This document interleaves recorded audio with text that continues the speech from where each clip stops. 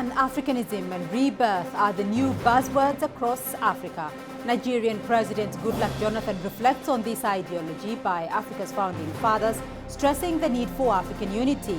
But he also weighs in quite candidly on ongoing efforts towards economic integration and peace and security on the continent amid a rising tide of extremist groups. But first, a short profile of President Goodluck Jonathan. President Goodluck Jonathan was born on the 20th of November 1957 in the then eastern region, now Bayelsa State. He holds a doctorate in zoology from the University of Port Harcourt. In 1999, he was elected deputy governor for his home state of Bayelsa, but rose to become governor following the impeachment of the local governor. Jonathan was picked as Umaru Musa Yar'Adua's running mate on a PDP ticket in the April 2007 elections. His vice presidency was distinguished for his negotiations with militants in the Niger Delta. In 2009, President Yar'Adua was taken ill and hospitalized in Saudi Arabia. Due to his absence, the High Court ruled that Goodluck steps in to run the affairs of state. Yar'Adua died on the 5th of May 2010, paving the way for Goodluck to take over the presidency. In January 2011, Goodluck was elected as president with 59% of the votes cast. His presidency, however, has faced various challenges, from dealing with corruption in government, power and energy issues, religious tensions in the north, and most recently, insecurity in the form of Boko Haram. Your Excellency, thank you very much for your time. The Organization of African Unity, the African Union, is celebrating 50 years. Looking back over the last 50 years, do you see the aspirations of the architect of the Organization of African Unity having been achieved? Thank you. When the idea of the Organization of African Unity came on board, and the key thing was to make sure that African countries all get independence from colonial rule. That was the driving force. And you recall that, as at that time, the emphasis was not even for the organization to play any role in the internal affairs of any nation. But their focus was, how do we make sure that all African countries become independent? Because as we are discussing today, you really see that all African countries are independent nations. There may be one or two cases that are not quite clear. So you can see that they've achieved more than 95% of that their primary aim. But that is not enough. Independence is not enough. Good governance and democracy is what rules the world. When the African countries got independent, a lot of military intervention and military dictatorships. From military dictatorship, we even got into some civilian dictatorship in some countries. Even that now is becoming a thing of the past. As we are talking, some African countries have had successful elections, where one elected regime hands over to another one almost 3 times, some even more. And the issue of military intervention is almost becoming history. We have, especially like even in West African cases. And you really see even the cases we have, especially in ECOWAS, that play a key role.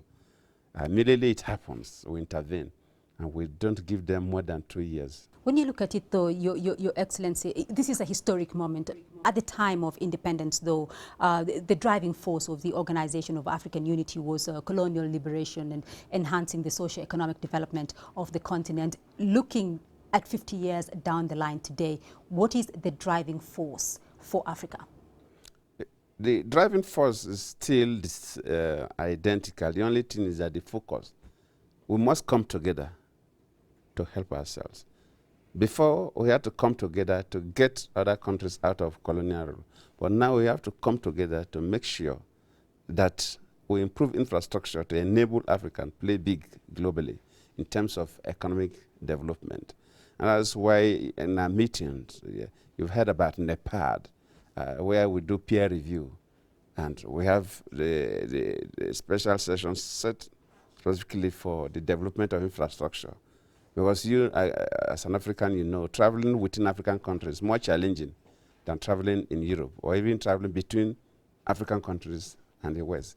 And because of that, trade within Africa is very minimal, extremely minimal. For you to trade, there must be easy movement of goods and human beings. We don't have that.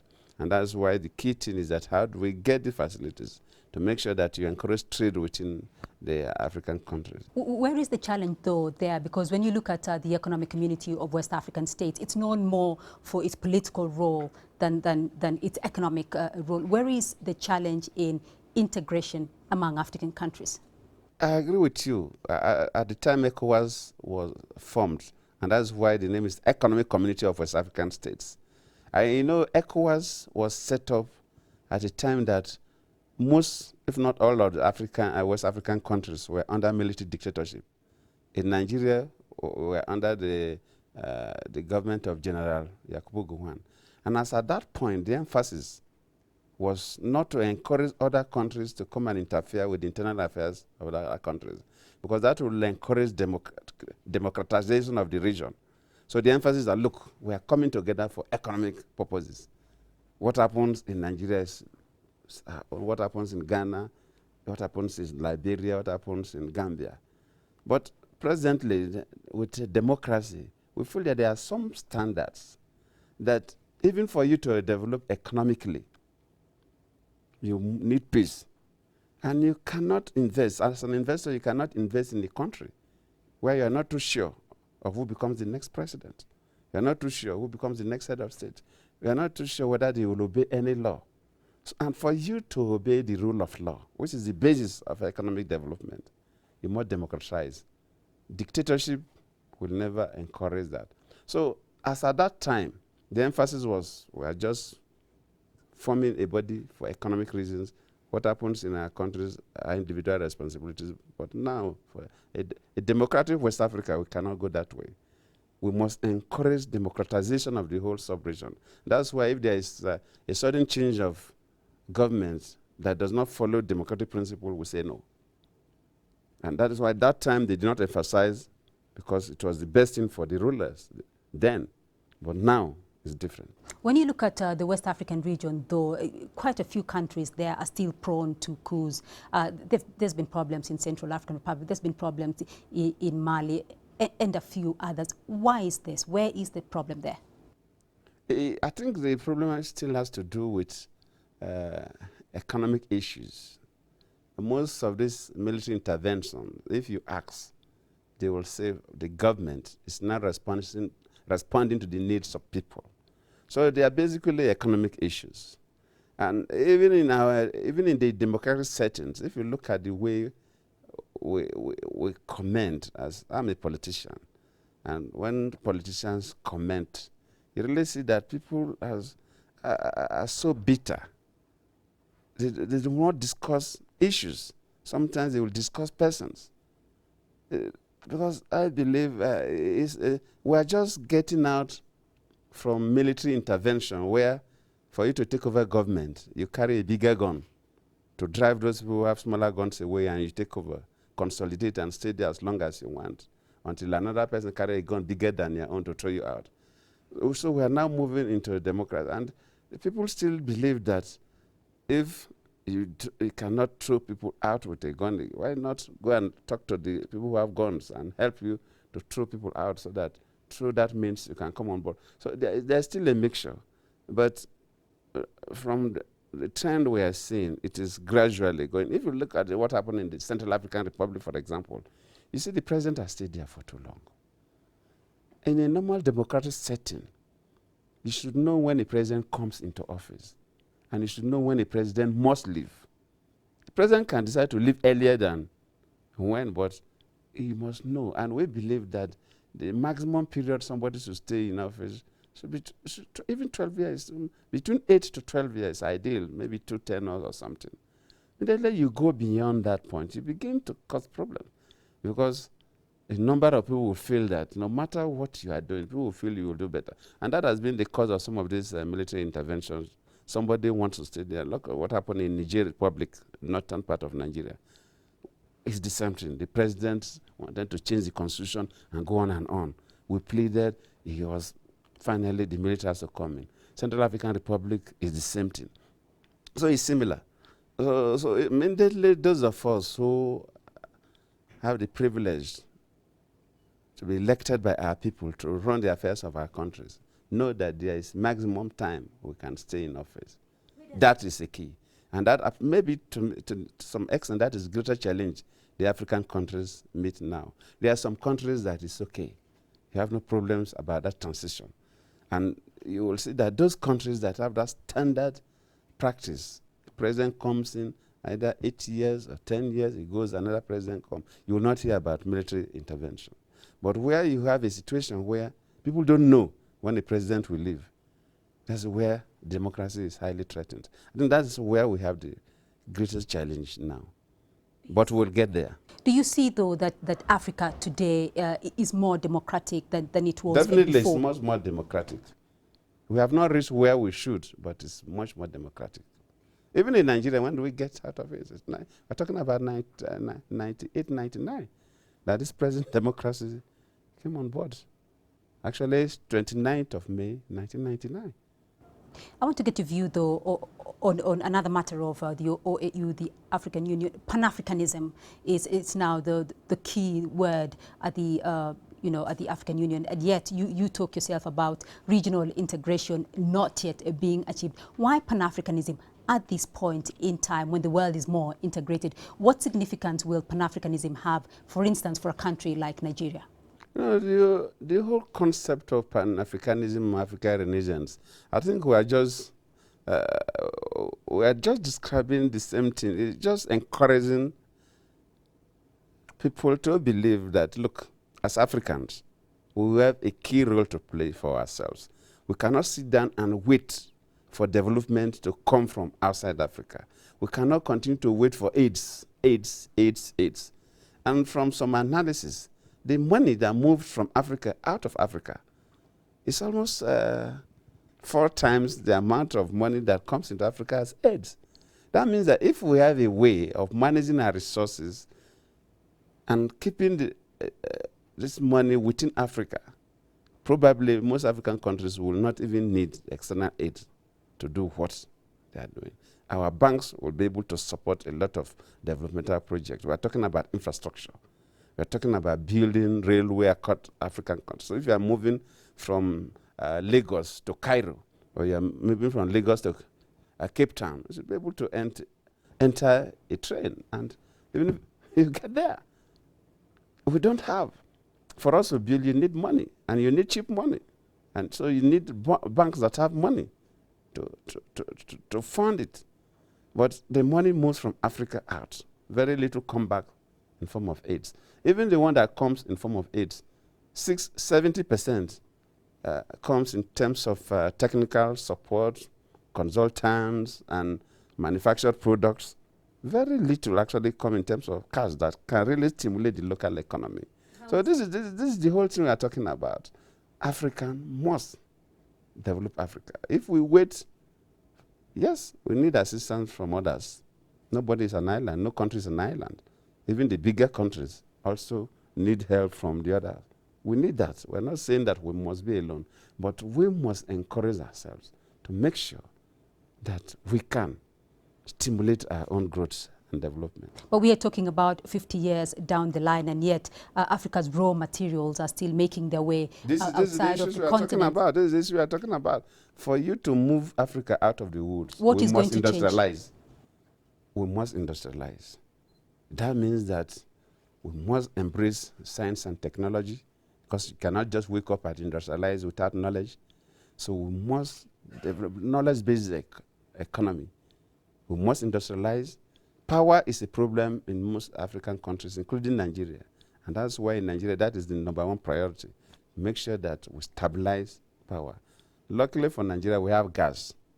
So for the big manufacturing companies, they get gas and generate their own power. But we must get enough power for micro, small, and medium-scale enterprises. That's the only way you can stimulate the local economy. That's the only way you can encourage manufacturing at the rudimentary level. And you must make sure that you have good schools. And IT rules the world now. And make sure that your citizens embrace IT. Without industrialization, you can't change Africa. The continent, though, is talking about having a continental market, for instance, by 2017. Do you see that as feasible? Do you think there is political will among the African countries to actually make that? But we are limited by this dearth of infrastructure. The political will is there. The political will is there. But you can't get there now because of these limitations. If it's easier for you to move goods from, say, Kenya to America than to move goods from Kenya to Nigeria, and you produce the goods. If it is more difficult for you to move your goods to Nigeria, that means that to get your goods to Nigeria, the cost locally will be high and the demand will be low because of the cost. If it is cheaper for you to take them to America, where the demand will be higher, of course you will send it there. And this is what we are talking about. So until we get this infrastructure issue sorted out, we have the political will, but we cannot get where we want to go. And that's why in NEPAD, this infrastructure is one of the keys. At the West African level, Nigeria is pioneering gas infrastructure to supply gas to other West African countries for their industries. We're also working with Algeria for this trans-Saharan gas line to make sure that gas is sent to North African countries, and of course we could send it to Europe through that. But basically we have gas. But even to pump that gas to other countries is expensive, because to lay the pipelines is expensive business. These are the basic infrastructures we are talking about, and we need them for us to move.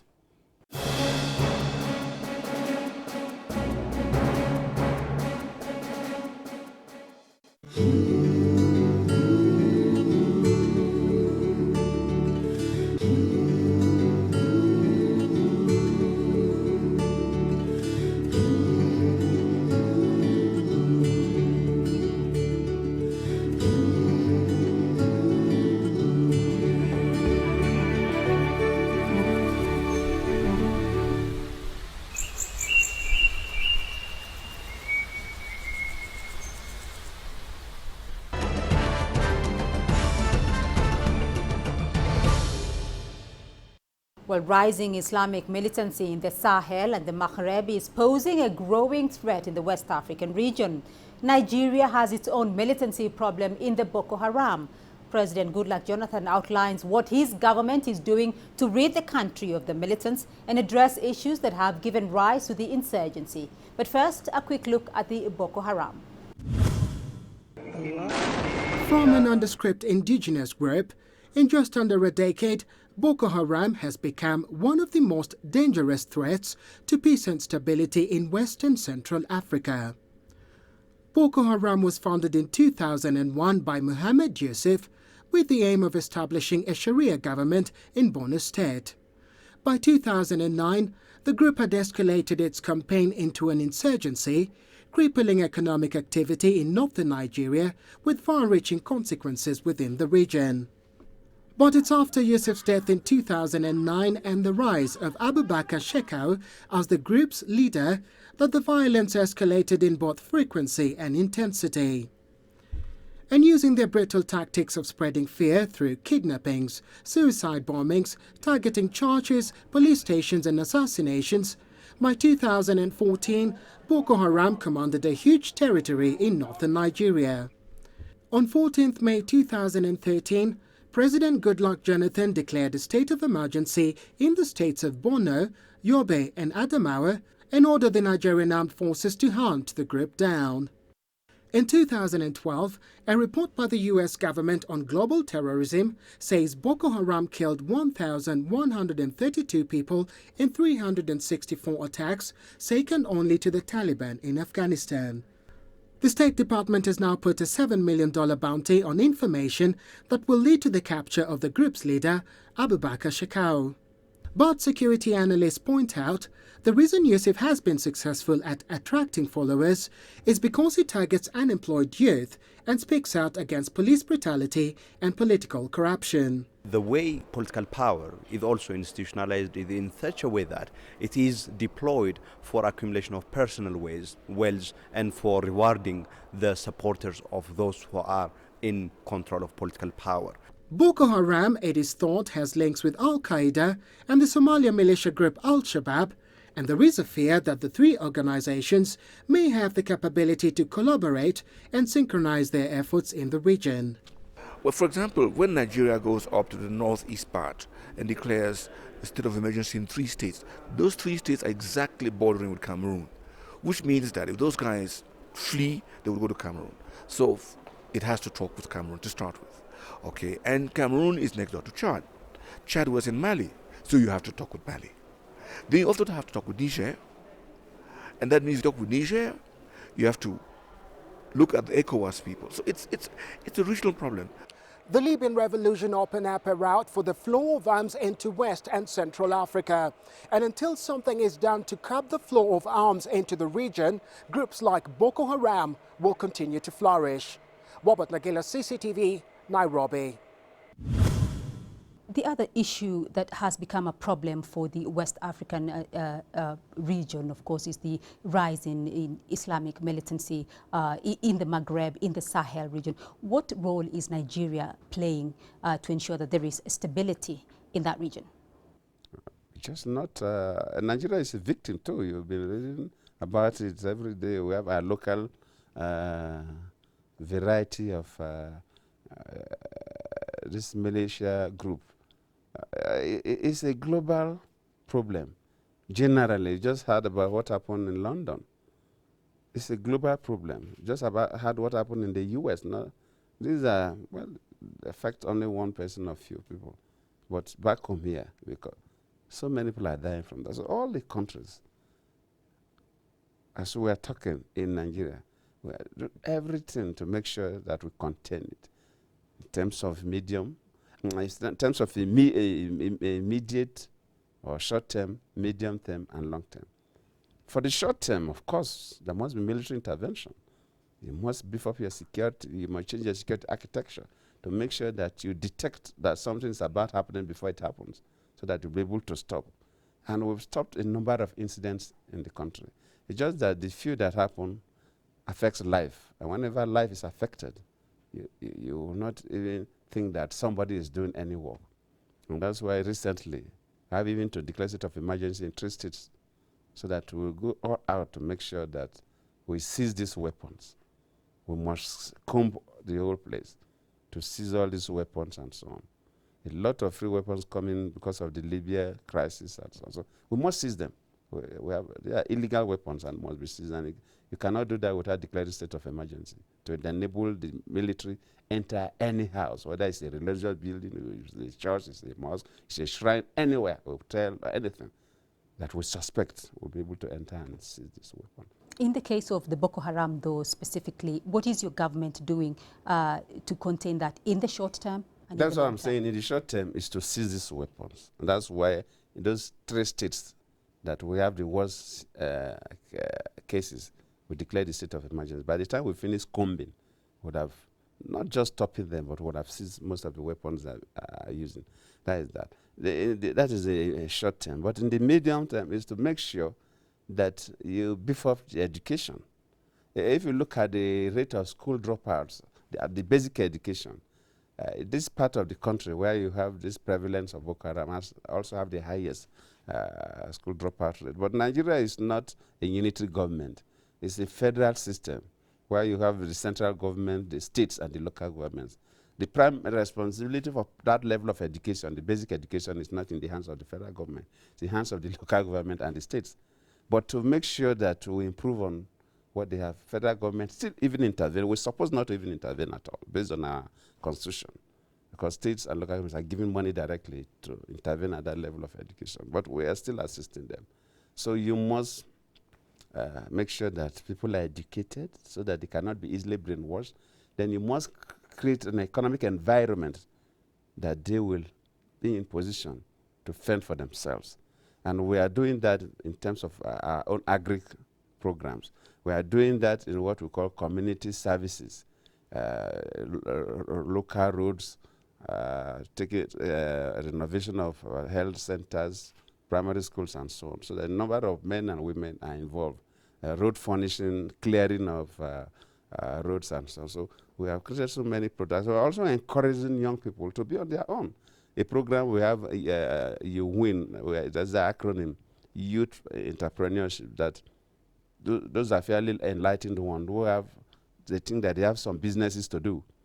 You submit your proposal to a neutral body, and if they select, we give you grants, not loan, to go. And that alone is helping. The idea is that if you can set up micro and small businesses, that if one youth that benefit from that can employ 5 others, that means that by the time you give to 1,000 something to be multiplied by 5 on the average. And the results are quite promising. And we are going robustly in agriculture. That's why we are encouraging more of irrigation.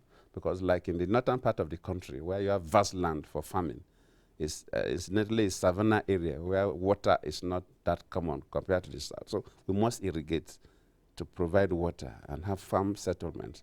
So I believe with this approach, in a couple of years, you will be generating a lot of wealth in most of these places. And of course, if you also encourage the education of these young people, they will no longer be pawns in the hands of few people that will manipulate them because of their level of ignorance. Because some of the interviews they get from some of these people who have been involved and were arrested, they don't even know. They just tell them stories. And they're just carried away, coupled with the fact that some of them are sub-adults, and they don't have means of survival, and their parents themselves cannot take care of them. So they become very susceptible to mischievous characters who can just provide them little food and use them to kill people. You've talked about, a proliferation of weapons, having come from Libya and probably, exacerbating the problem in the Sahel region. Though, how big a threat does the West African region feel that Islamic militancy is posing? It's fairly big if we don't move fast. Because only 2 days back, because of what is happening in Nigeria, it's now difficult. And they have moved into Niger Republic. There was a suicide attack simultaneously in 2 places in Niger Republic, leading to the death of about 19 or 20 soldiers. So you see that Niger Republic has been relatively calm, though they've been noticing the movement, because it's a general area from Mali to Niger, Chad, Nigeria. So, but because Nigeria is fairly big, they were doing, but we now say, no, this must stop. They are now moving into. So the day you move into, they will move into. And so both Central Africa, both West Africa and North Africa, for now, at least so far, it has not gone down to South Africa. East Africa is not also safe because, of course, even in Ethiopia here, it's now coming down. But there are a lot of terrorist activities before. Of course, we are talking about Somalia and so on. So it's only South Africa that is relatively peaceful in terms of terror. The rest of Africa, and it's a serious business. And that's why all presidents, heads of governments of this country, we must come together to fight. Otherwise, before they will create a lot of problems, especially for countries that cannot contain them. Nigeria, luckily, Nigeria is fairly rugged, fairly robust. So we can confront it, and we are confronting it now. We can no longer sit down and watch people being killed. And it must stop. Excesses of Boko Haram must stop. That is the decision of the Nigerian government now, and it must stop. Whatever it will cost government, it must stop. But not all the countries can confront it, that kind of competence. We will bring it down, it must stop. All right, Your Excellency. Thank you very much for your time. Thank you. Thank you.